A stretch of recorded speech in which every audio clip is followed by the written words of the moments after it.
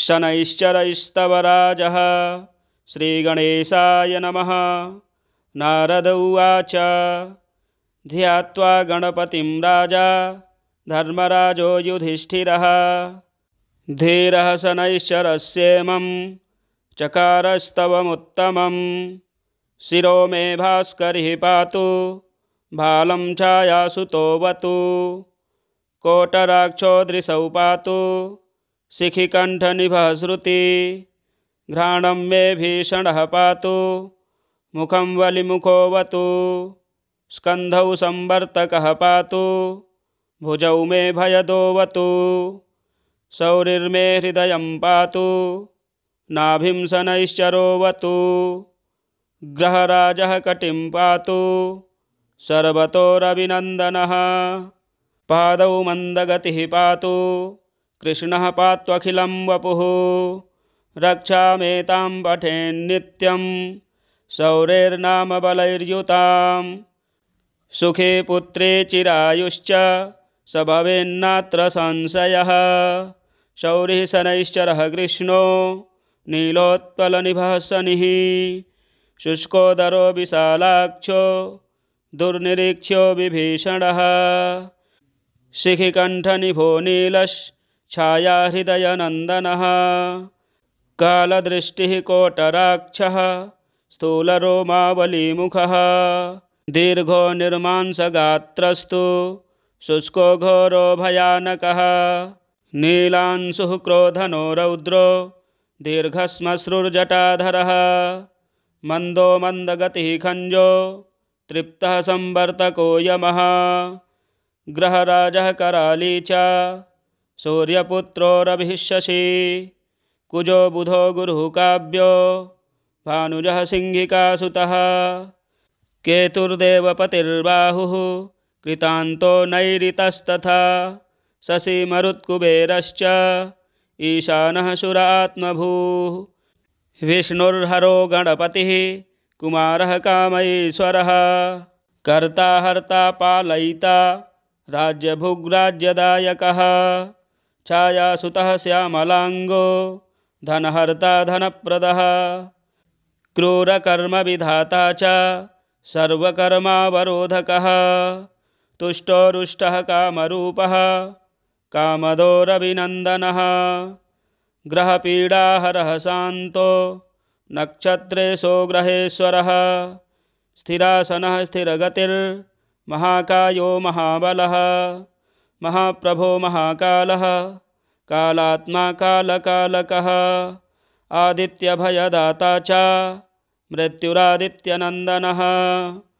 शतभिरुक्षदयिता त्रयोदशी तिथिप्रियः तिथ्यात्मा तिथिगणनो नक्षत्रगणनायकः योगराशिर्मुहूर्तात्मा कर्ता दिनपतिः प्रभुः शमीपुष्पप्रियः श्यामस्त्रैलोक्याभयदायकः नीलवासाः क्रियासिन्धुर्नीलाञ्जनचयच्छविः सर्वरोगहरो देवः सिद्धो देवगणस्तुतः अष्टोत्तरशतं नाम्नां शौरेश्छायासुतस्य यः पठेन्नित्यं तस्य पीडा समस्ता नश्यति ध्रुवं कृत्वा पूजां पठेन्मर्त्यो भक्तिमान्यः स्तवं सदा विशेषतः शनिदिने पीडा तस्य विनश्यति जन्मलग्ने स्थितिर्वापि गोचरे क्रूरराशिगे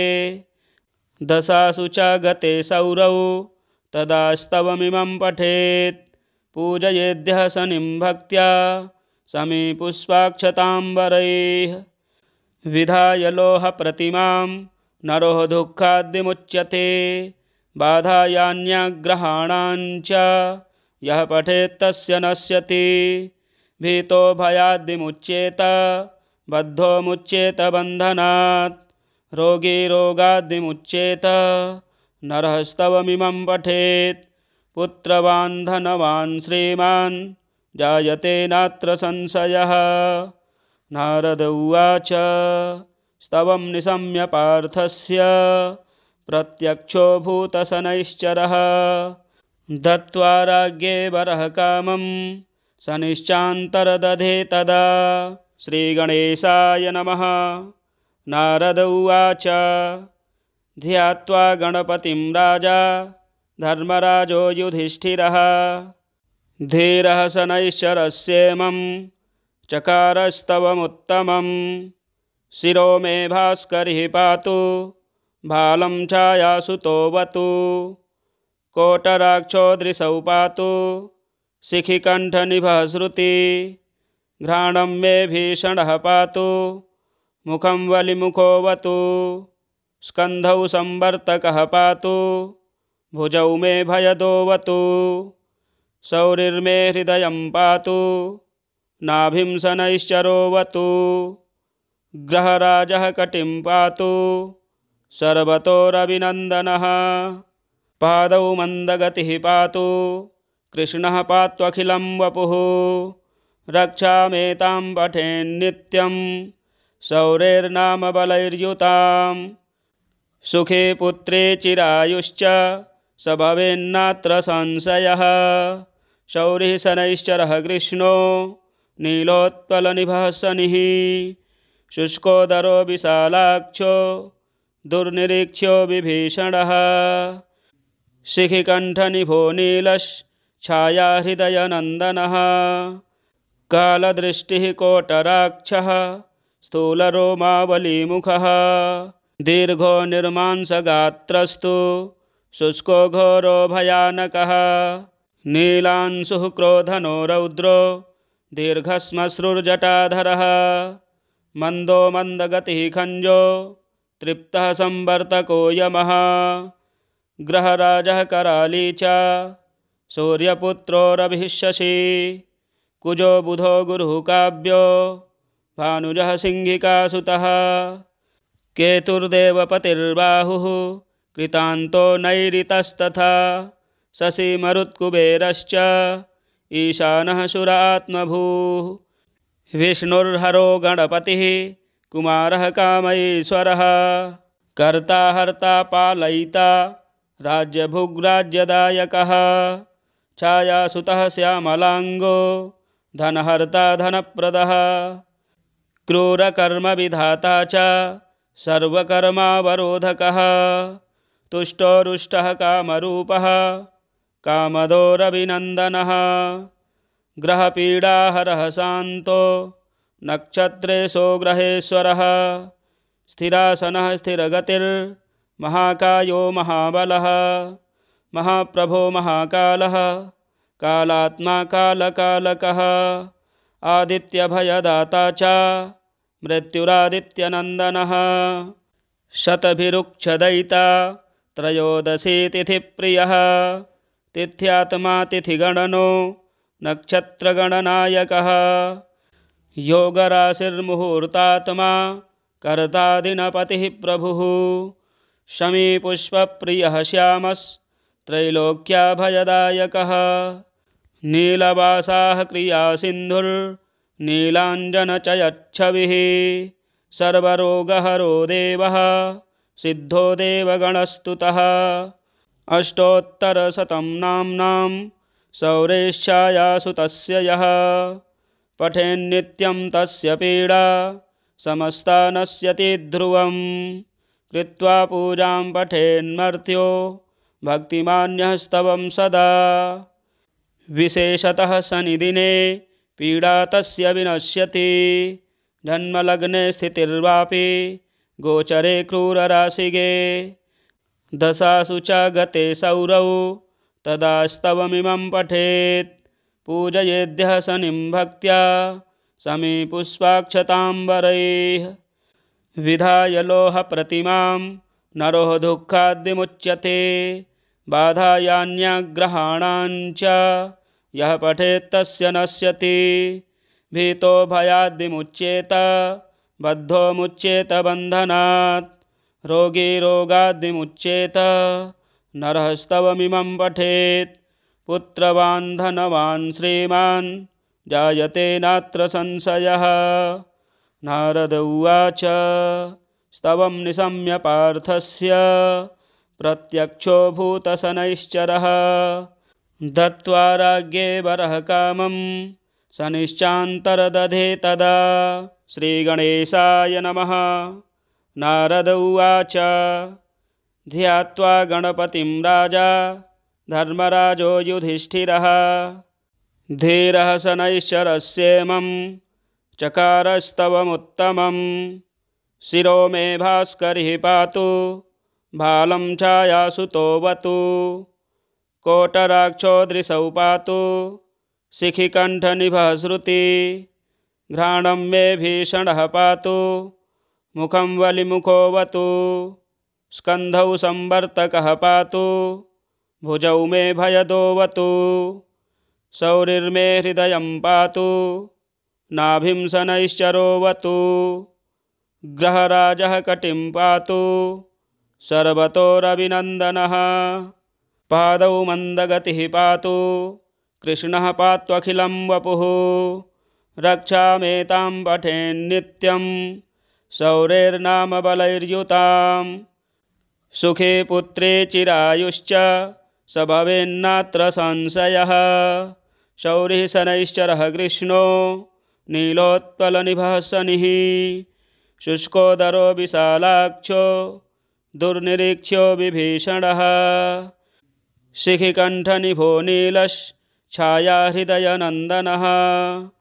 कालदृष्टिः कोटराक्षः स्थूलरोमावलीमुखः। दीर्घो निर्मांसगात्रस्तु शुष्को घोरो भयानकः। नीलांशुः क्रोधनो रौद्रो दीर्घश्मश्रुर्जटाधरः। मन्दो मन्दगतिः खञ्जो तृप्तः संवर्तको यमः। ग्रहराजः कराली च सूर्यपुत्रोरभिः शशी। कुजो बुधो गुरुः काव्यो भानुजः सिंहिकासुतः। केतुर्देवपतिर्बाहुः कृतान्तो नैऋतस्तथा। शशी मरुत्कुबेरश्च ईशानः सुरात्मभूः। विष्णुर्हरो गणपतिः कुमारः कामैश्वरः। कर्ता हर्ता पालयिता राज्यभुग्राज्यदायकः। छायासुतः श्यामलाङ्गो धनहर्ता धनप्रदः। क्रूरकर्मविधाता च सर्वकर्मावरोधकः। तुष्टो रुष्टः कामरूपः कामदोरभिनन्दनः। ग्रहपीडाहरः शान्तो नक्षत्रेशो ग्रहेश्वरः। स्थिरासनः स्थिरगतिर्महाकायो महाबलः। महाप्रभो महाकालः कालात्मा कालकालकः। आदित्यभयदाता च मृत्युरादित्यनन्दनः। शतभिरुक्षदयिता त्रयोदशी तिथिप्रियः। तिथ्यात्मा तिथिगणनो नक्षत्रगणनायकः। योगराशिर्मुहूर्तात्मा कर्ता दिनपतिः प्रभुः। शमीपुष्पप्रियः श्यामस्त्रैलोक्याभयदायकः। नीलवासाः क्रियासिन्धुर्नीलाञ्जनचयच्छविः। सर्वरोगहरो देवः सिद्धो देवगणस्तुतः। अष्टोत्तरशतं नाम्नां शौरेश्छायासुतस्य यः। पठेन्नित्यं तस्य पीडा समस्ता नश्यति ध्रुवम्। कृत्वा पूजां पठेन्मर्त्यो भक्तिमान्यः स्तवं सदा। विशेषतः शनिदिने पीडा तस्य विनश्यति। जन्मलग्ने स्थितिर्वापि गोचरे क्रूरराशिगे। दशासु च गते सौरौ तदा स्तवमिमं पठेत्। पूजयेद्यः शनिं भक्त्या समीपुष्पाक्षताम्बरैः। विधाय लोहप्रतिमां नरो दुःखाद्विमुच्यते। बाधायान्यग्रहाणाञ्च यः पठेत्तस्य नश्यति। भीतो भयाद्विमुच्येत बद्धो मुच्येत बन्धनात्। रोगी रोगाद्विमुच्येत नरः स्तवमिमं पठेत्। पुत्रवान् धनवान् श्रीमान् जायते नात्र संशयः। नारद उवाच स्तवं निशम्य पार्थस्य प्रत्यक्षो भूतशनैश्चरः। दत्त्वा राज्ञे वरः कामं शनिश्चान्तरदधे तदा। श्रीगणेशाय नमः। नारद उवाच ध्यात्वा गणपतिं राजा धर्मराजो युधिष्ठिरः धीरः शनैश्चरस्येमं चकारस्तवमुत्तमं। शिरो मे भास्करिः पातु भालं छायासुतोऽवतु। कोटराक्षोदृशौ पातु शिखिकण्ठनिभः श्रुति। घ्राणं मे भीषणः पातु मुखं वलिमुखोऽवतु। स्कन्धौ संवर्तकः पातु भुजौ मे भयदोऽवतु। शौरिर्मे हृदयं पातु नाभिं शनैश्चरोऽवतु। ग्रहराजः कटिं पातु सर्वतोरभिनन्दनः। पादौ मन्दगतिः पातु कृष्णः पात्वखिलं वपुः। रक्षामेतां पठेन्नित्यं शौरेर्नाम बलैर्युतां। सुखे पुत्रे चिरायुश्च स भवेन्नात्र संशयः। शौरिः शनैश्चरः कृष्णो नीलोत्पलनिभः शनिः। शुष्कोदरो विशालाक्षो दुर्निरीक्ष्यो विभीषणः। शिखिकण्ठनिभो नीलश्छायाहृदयनन्दनः। कालदृष्टिः कोटराक्षः स्थूलरोमावलीमुखः। दीर्घो निर्मांसगात्रस्तु शुष्को घोरो भयानकः। नीलांशुः क्रोधनो रौद्रो दीर्घश्मश्रुर्जटाधरः। मन्दो मन्दगतिः खञ्जो तृप्तः संवर्तको यमः। ग्रहराजः कराली च सूर्यपुत्रोरभिः शशी। कुजो बुधो गुरुः काव्यो भानुजः सिंहिकासुतः। केतुर्देवपतिर्बाहुः कृतान्तो नैऋतस्तथा। शशी मरुत्कुबेरश्च ईशानः सुरात्मभूः। विष्णुर्हरो गणपतिः कुमारः कामैश्वरः। कर्ता हर्ता पालयिता राज्यभुग्राज्यदायकः। छायासुतः श्यामलाङ्गो धनहर्ता धनप्रदः। क्रूरकर्मविधाता च सर्वकर्मावरोधकः। तुष्टो रुष्टः कामरूपः कामदोरभिनन्दनः। ग्रहपीडाहरः शान्तो नक्षत्रेशो ग्रहेश्वरः। स्थिरासनः स्थिरगतिर्महाकायो महाबलः। महाप्रभो महाकालः कालात्मा कालकालकः। आदित्यभयदाता च मृत्युरादित्यनन्दनः। शतभिरुक्षदयिता त्रयोदशी तिथिप्रियः। तिथ्यात्मा तिथिगणनो नक्षत्रगणनायकः। योगराशिर्मुहूर्तात्मा कर्ता दिनपतिः प्रभुः। शमीपुष्पप्रियः श्यामस्त्रैलोक्याभयदायकः। नीलवासाः क्रियासिन्धुर्नीलाञ्जनचयच्छविः। सर्वरोगहरो देवः सिद्धो देवगणस्तुतः। अष्टोत्तरशतं नाम्नां शौरेश्छायासुतस्य यः। पठेन्नित्यं तस्य पीडा समस्ता नश्यति ध्रुवम्। कृत्वा पूजां पठेन्मर्त्यो भक्तिमान्यः स्तवं सदा। विशेषतः शनिदिने पीडा तस्य विनश्यति। जन्मलग्ने स्थितिर्वापि गोचरे क्रूरराशिगे। दशासु च गते सौरौ तदा स्तवमिमं पठेत्। पूजयेद्यः शनिं भक्त्या समीपुष्पाक्षताम्बरैः। विधाय लोहप्रतिमां नरो दुःखाद्विमुच्यते। बाधायान्यग्रहाणाञ्च यः पठेत्तस्य नश्यति। भीतो भयाद्विमुच्येत बद्धो मुच्येत बन्धनात्। रोगी रोगाद्विमुच्येत नरः स्तवमिमं पठेत्। पुत्रवान् धनवान् श्रीमान् जायते नात्र संशयः। नारद उवाच स्तवं निशम्य पार्थस्य प्रत्यक्षो भूतशनैश्चरः। दत्त्वा राज्ञे वरः कामं शनिश्चान्तरदधे तदा। श्रीगणेशाय नमः। नारद उवाच ध्यात्वा गणपतिं राजा धर्मराजो युधिष्ठिरः धीरः शनैश्चरस्येमं चकारस्तवमुत्तमं। शिरो मे भास्करिः पातु भालं छायासुतोऽवतु। कोटराक्षोदृशौ पातु शिखिकण्ठनिभः श्रुति।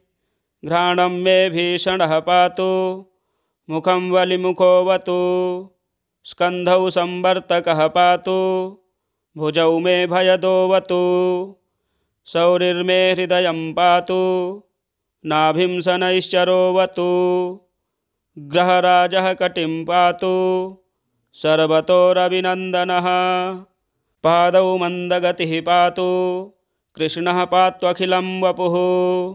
रक्षामेतां पठेन्नित्यं शौरेर्नाम बलैर्युतां। सुखे पुत्रे चिरायुश्च स भवेन्नात्र संशयः। शौरिः शनैश्चरः कृष्णो नीलोत्पलनिभः शनिः। शुष्कोदरो विशालाक्षो दुर्निरीक्ष्यो विभीषणः। शिखिकण्ठनिभो नीलश्छायाहृदयनन्दनः।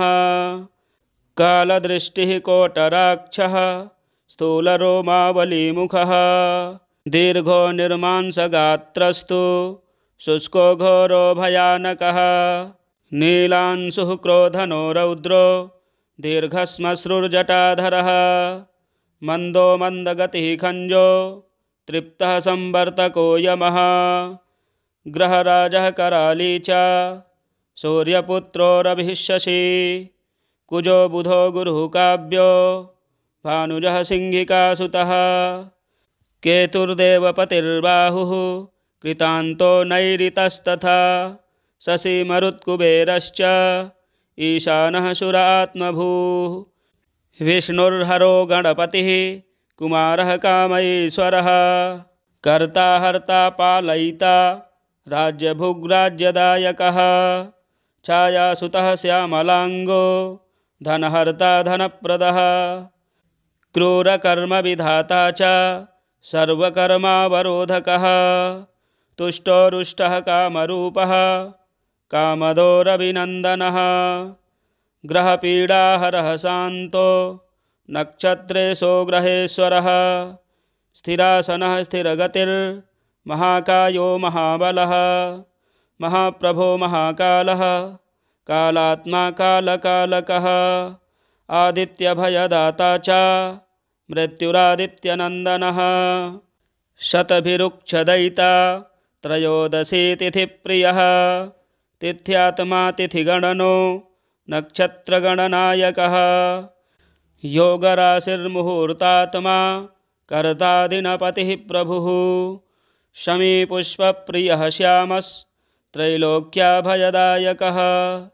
नीलवासाः क्रियासिन्धुर्नीलाञ्जनचयच्छविः। सर्वरोगहरो देवः सिद्धो देवगणस्तुतः। अष्टोत्तरशतं नाम्नां शौरेश्छायासुतस्य यः। पठेन्नित्यं तस्य पीडा समस्ता नश्यति ध्रुवम्। कृत्वा पूजां पठेन्मर्त्यो भक्तिमान्यः स्तवं सदा। विशेषतः शनिदिने पीडा तस्य विनश्यति। जन्मलग्ने स्थितिर्वापि गोचरे क्रूरराशिगे। दशासु च गते सौरौ तदा स्तवमिमं पठेत्। पूजयेद्यः शनिं भक्त्या समीपुष्पाक्षताम्बरैः। विधाय लोहप्रतिमां नरो दुःखाद्विमुच्यते। बाधायान्यग्रहाणाञ्च यः पठेत् तस्य नश्यति। भीतो भयाद्विमुच्येत बद्धो मुच्येत बन्धनात्। रोगी रोगाद्विमुच्येत नरः स्तवमिमं पठेत्। पुत्रवान् धनवान् श्रीमान् जायते नात्र संशयः। नारद उवाच स्तवं निशम्य पार्थस्य प्रत्यक्षो भूतशनैश्चरः। दत्त्वा राज्ञे वरः कामं शनिश्चान्तरदधे तदा। श्रीभविष्यपुराणे शनैश्चरस्तव राजः सम्पूर्णः। प्रिय मित्रों, शनि पीड़ा से मुक्ति पाने के लिए शनिवार के दिन आप इस स्तोत्र को श्रवण करें, आपको लाभ अवश्य प्राप्त होगा। इसी प्रकार के वीडियो देखने के लिए हमारे चैनल को ज़्यादा से ज़्यादा सब्सक्राइब करें, वीडियो शेयर करें, लाइक करें। जय श्री राम।